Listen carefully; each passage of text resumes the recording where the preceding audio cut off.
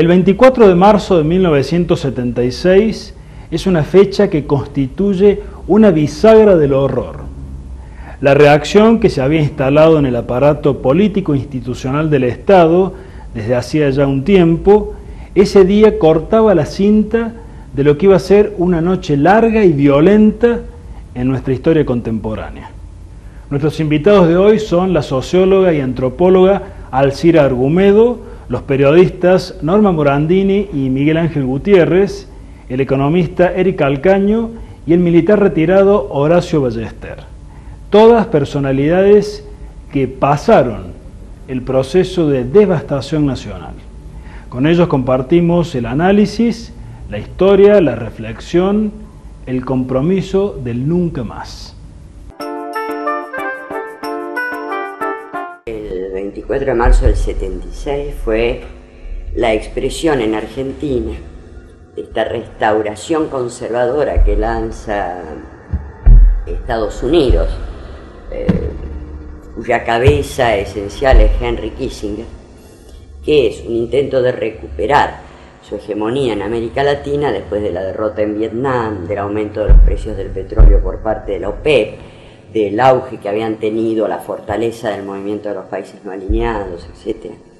Y que en América Latina esa estrategia se manifiesta en una ola sincrónica de golpes militares que van a utilizar el terrorismo de Estado como modo de quebrar cualquier tipo de resistencia política o social a la recomposición de su predominio en América Latina. Con independencia de repasarse eso, con sinceramiento. En eso hemos estado involucrados todos. Por acción o por omisión hemos estado todos. Y parece que fueron algunos solamente. Y ahí no logramos todavía resolver esa fecha o esa instancia del país porque no la miramos en plenitud, con libertad y con verdad. Hay que verla así. De todas maneras, sea cuales fueran las razones específicamente utilizadas en el caso argentino, esto era un programa global para América Latina. Terrorismo de Estado, Plan Cóndor, etc. Y ahí creo que hay un elemento fundamental que tiene que ver con las tradiciones de resistencia en la Argentina, que son muy ricas, que fue que al año de golpe militar viene este fenómeno simbólicamente que da tanto orgullo al país, que fue la resistencia de las madres y abuelas de Plaza de Mayo, donde lo que te decía es: fíjate los fenómenos de la historia, la disparidad de fuerzas entre estas endebles mujeres con sus pañuelos blancos dando vuelta alrededor de una pirámide al frente de la Casa de Mayo, de la Casa Rosada, que era el símbolo básico del poder. Tenían enfrente a las tres Fuerzas Armadas argentinas, a la Gendarmería y a la Policía, a la CIA norteamericana, al Departamento de Estado de los Estados Unidos, al Plan Cóndor y a los militares que habían intervenido en las aberraciones francesas en Argelia. La disparidad es total. Sin embargo, 30 años después, 25 años después, fíjate que en estos últimos actos del 25 de mayo, cómo esa disparidad abismal de fuerzas se revierte, ya al menos en el campo moral y en el campo de los valores. Hay una victoria arrasadora. Y esto me parece que es importante.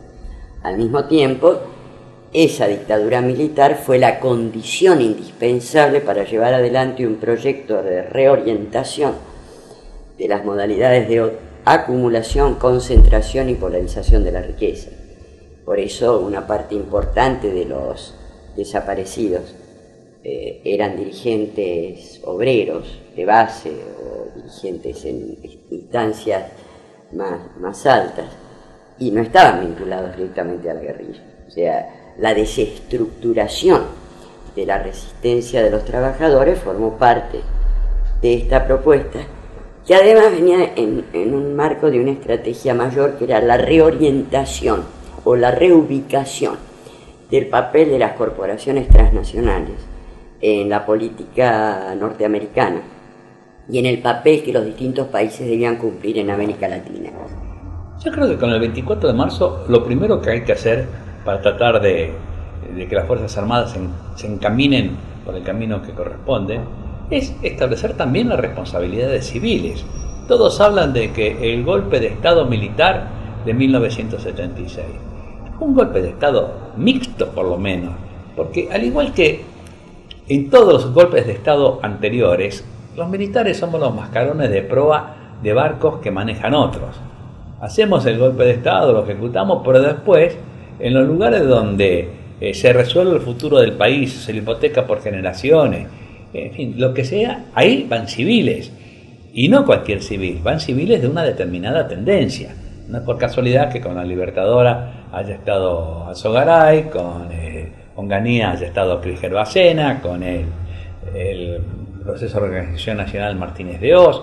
Todos van siguiendo una misma línea socioeconómica que comenzó prácticamente en septiembre de 1956 y las sucesivas dictaduras las fueron aplicando cada vez con más profundidad hasta llegar al que le puso la frutilla arriba del postre, fue Menem. Entonces yo estoy de acuerdo y estoy activo. Voy a pluralizar porque no es mi situación personal, toda la gente que estamos en esa mira estamos en esa postura, pero también queremos que se le pongan a otros las sanciones, que todos los responsables, sean civiles o militares, también asuman sus responsabilidades. El plan de Martínez de Oz, que claramente fue una desindustrialización de la Argentina, cumplió un doble objetivo. Por una parte, el objetivo de las grandes corporaciones transnacionales, que no querían estar dispersas en mercados chicos, y por otra, lograba quebrar estructuralmente las bases de la resistencia popular, que era la desindustrialización llevada a la desintegración del movimiento de los trabajadores.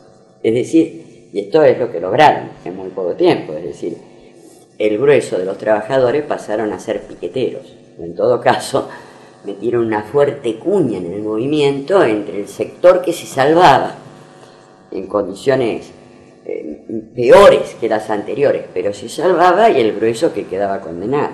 Y esto quebraba estructuralmente el potencial de resistencia de los trabajadores. Por eso la desindustrialización de la Argentina no fue meramente económica, tuvo un sentido político, si no, no se explica los niveles de irracionalidad con que se desarmaron polos industriales muy importantes y empresas públicas de alto nivel tecnológico, como la Fábrica Nacional de Aviones de Córdoba. Es una locura lo que hicieron con eso. Salvo que tuvieras un proyecto muy claro de desindustrialización, precisamente de uno de los focos rebeldes, como fue Córdoba, con sus cordobazos y su movimiento obrero combativo, Buenos Aires y Rosario. Digo, esto me parece que fue la estrategia que comienza a entrar en crisis en el 2001.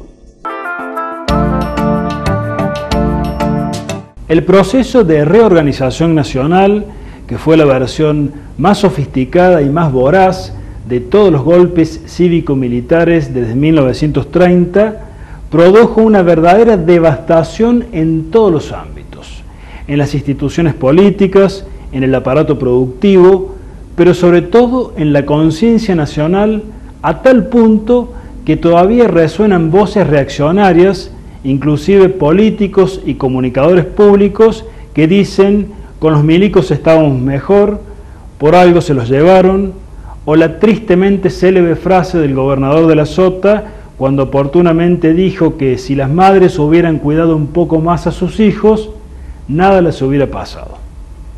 Enseguida volvemos.